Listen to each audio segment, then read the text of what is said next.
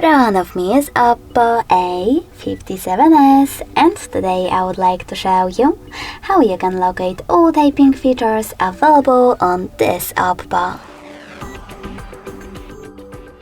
First of all, go into Settings and scroll all the way down right away. Then click on System Settings. Now select Keyboard and Input Method. Tap on Gboard. And finally, Text Correction. As you can see, all typing features are over here. If you wish to switch on or off one of them, just click on the switcher next to the chosen one. Thanks so much for watching. If you enjoyed this video, smash that like button, comment and subscribe. Bye!